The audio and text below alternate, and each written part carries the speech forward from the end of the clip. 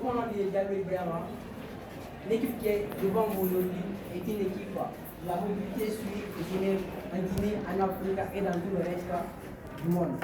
Nous sommes une équipe qui travaille collectivement pour le bien-être collectif de nos camarades, de nos pères, pour pouvoir améliorer les conditions de vie de ces gens et qui construisent l'avenir de plusieurs personnes. Nous avons fourni nos compétences pour la réalisation de cette affiche pour pouvoir s'adresser à nos pères. Nous savons que la pauvreté existe en Afrique et dans les pays sud du globe, mais cependant nous pouvons adopter des moyens comportementaux pour pouvoir vraiment éradiquer ces problèmes. C'est un grand honneur pour nous vraiment de vous présenter cette œuvre ici, mais à nous tous de la valoriser en acceptant et en appliquant toutes les règles que mes camarades viendront nous exposer ici. Merci pour votre attention. Bonjour chers camarades, je reprends au nom de Mariam Dalan Dabari, enfant ambassadeur pour la mobilité sûre. FIA est un programme initié par la Fondation Total Énergie et ses partenaires.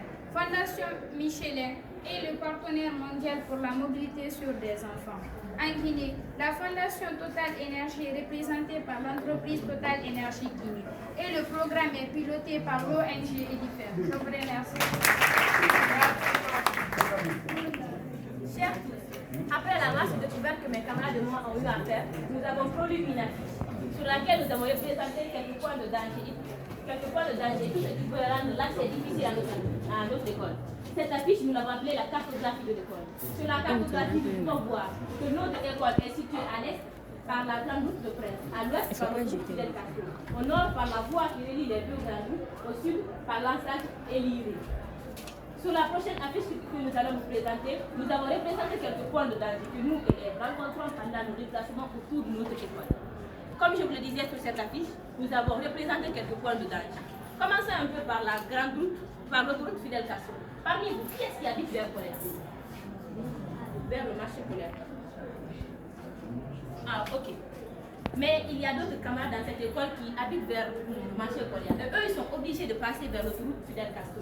Sur l'autoroute Fidel Castro, il y a des ponts à chaque bout de traversée. Mais jusqu'à présent, il y a des personnes qui refusent d'emprunter le pont et qui préfèrent traverser. À ces personnes, les TPC sur cette route sont trop élevés. Ils rendent difficile à traverser. Et ces personnes exposent leur vie à un grave danger.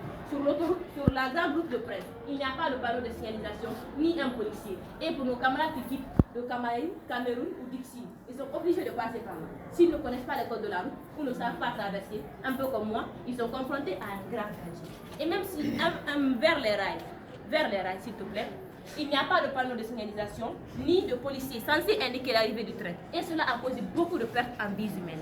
Même si nous arrivons à passer tous ces dangers, un peu devant, l'accès immédiat à notre école est très difficile parce que notre école est encombrée d'une partie par les garagistes, de l'autre par les eaux d'hygiène et les ordures. Et c'est encore pire pendant la saison des pluies. Les élèves de notre école qui ne savent pas traverser et qui ne connaissent pas les codes de la route, il n'y a personne pour les aider lors de leur traversée. Et également, ça peut être un grave danger pour nous. Parce que même moi, il faut les sensibiliser par rapport au temps. Il faut qu'on termine deux promotions, 7e, 8e, avant 10e. Avant 7e, 9e. Le bloc, là, il faut qu'on termine.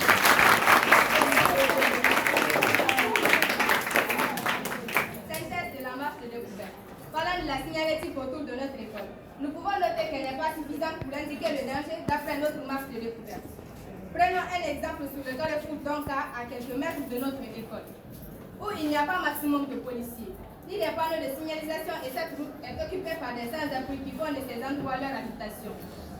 Mais le danger n'est un abri pour personne. À ne pas oublier la principale cause du non-respect de la signalétique. En face et autour de notre école, nous constatons la présence des garagistes, des lacs d'eau stagnante, des tas d'ordures, mais aussi de gravier. L'accessibilité à l'école n'est pas sûre et accueillante pour permettre les déplacements avec tous les moyens de transport. En vue de la réalité, un peu plus loin de notre école, le chemin qui mène à elle constitue à l'est des rails sans sécurité. Et entre le pont et les rails se trouvent des camions. Nous avons repéré aussi des colis habités par des personnes dont les vies sont en danger au niveau des rails et qui rendent notre mobilité difficile. Concernant la surveillance et protection des entrées et sorties de l'école sont bel et bien appliquées. Mais cela n'empêche pas d'autres élèves d'escalader le mur de l'école. Soit pour rentrer car ils sont en retard ou qu'ils sortent avant l'heure prévue par l'autorité scolaire. Dans ce cas, nous ne dirons pas que tous les élèves sont imprudents et ont des comportements irresponsables lors de leur traversée. Mais nous savons qu'après les cours, presque tous les élèves sont pressés de rentrer chez eux ou le matin après la maison d'être à l'heure à l'école. Et pendant ces moments-là, s'ils doivent traverser une route pour aller à l'école ou à la maison, ils ne font ni attention et ne considèrent pas qu'ils sont en pleine circulation. D'autres pensent que comme ils sont en tenue scolaire, aucun mal ne peut les arriver. Dans les conditions normales, les conducteurs devraient en tenir compte. D'autres le font, mais pas tous. Pour cette dernière partie, nous remarquons que les règles de circulation